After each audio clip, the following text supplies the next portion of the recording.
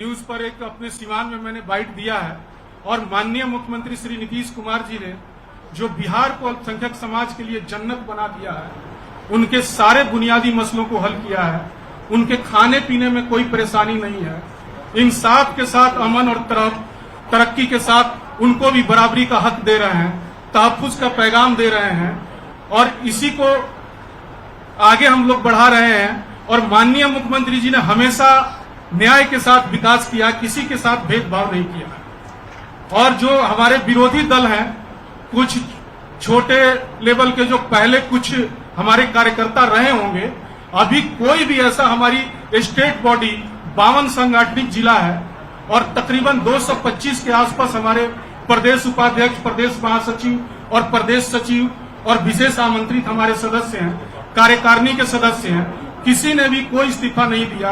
सब लोग माननीय मुख्यमंत्री श्री नीतीश कुमार जी के नेतृत्व में आस्था विश्वास व्यक्त कर रहे हैं और हम लोगों को उम्मीद है कि माननीय मुख्यमंत्री जी जो भी कार्य करते हैं इस समाज के हित के लिए किए हैं। उन्होंने बहुत सारा काम किया है, हमारे सारे बुनियादी मसलों को हल किया है। अब आगे की बात जो है हमारी जो प्रवक्ता हैं बहन अंजुम आरा जी करेंगे। बहुत बहुत शुक्रिया अशरफ भाई। आज बिहार प्रदेश जनता दल यूनाइटेड अल्पसंख्यक प्रकोष्ठ के द्वारा आयोजित प्रेस वार्ता में मौजूद तमाम जो अभी अशरफ भाई ने हमारे सभी सम्मानित और माननीय हमारे साथियों का नाम लिया, आप सभी का स्वागत। और प्रिंट और इलेक्ट्रॉनिक मीडिया के साथीगण, छायाकार बंधुगण, आज बहुत ही महत्वपूर्ण विषय पे और वो विषय अशरफ भाई ने आपके समक्ष रखा। हम लोगों ने आप लोगों को आमंत्रित किया है। जब से सदन में वक्फ अमेंडमेंट बिल इंट्रोड्यूस हुआ, टेबल पर आया, बहस में हुआ, तब से हम लोग इस चीज को देख रहे हैं कि बहुत तरह की भ्रांतियां समाज में सुनने को मिल रही है। जैसे 2-3 दिन पहले से कि भगदड़ मच गई है, ये सारी चीजें स्पष्ट करेंगे अशरफ भाई क्योंकि उस प्रकोष्ठ से हैं। कुछ चीजें ऐसी हैं उस बिल की और जनता दल यूनाइटेड का स्टैंड इस बिल में समर्थन को लेकर के वो आपके सामने रखना चाहते हैं। हम लोग ज्वाइंट पार्लियामेंट कमेटी के ऑनरेबल मेंबर हमारे श्री दिलेश्वर कामत जी, जो अत्यंत पिछड़ा समाज, अत्यंत पिछड़ा वर्ग से आते हैं, वो हमारे माननीय मेंबर थे ज्वाइंट पार्लियामेंट्री कमेटी में। और जनता दल यूनाइटेड का जो कंसर्न हम लोगों ने आदरणीय दिलेश्वर कामत जी के माध्यम से जो पार्टी का कंसर्न था, जो हमने सुझाव दिया था, उस सुझाव को अक्षरशः पालन किया गया है।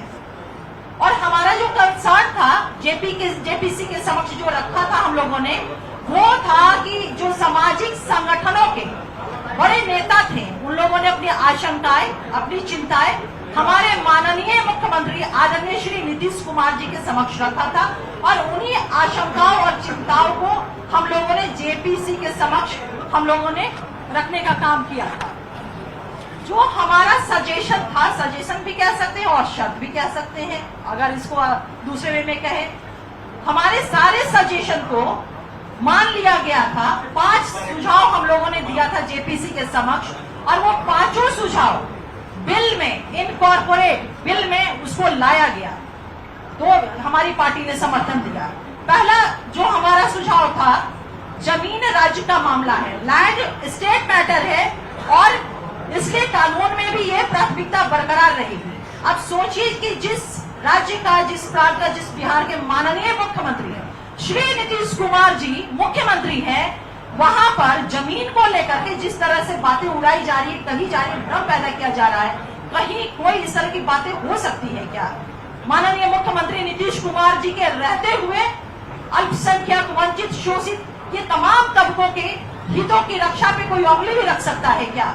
जिसका निगाहबान, जिसकी रक्षा सुरक्षा माननीय मुख्यमंत्री नीतीश कुमार जी स्वयं कर रहे हैं। दूसरा हमारा सजेशन था कि यह कानून पूर्व प्रभावी नहीं हो, यानी कि रेट्रोस्पेक्टिव वे में ना होकर के प्रोस्पेक्टिव वे में ये प्रभावी होगा, यानी कि जो चीजें जैसी है वहां से नहीं, बल्कि जब ये बिल एनेक्टेड हो जाएगा महामहिम के हस्ताक्षर के बाद, उसके बाद से इस बिल के प्रावधान प्रभावी होंगे। तीसरा सुझाव हमारा जो था सजेशन, वह कि अगर वक्फ की कोई संपत्ति रजिस्टर अगर नहीं है, लेकिन उस पर अगर कोई धार्मिक भवन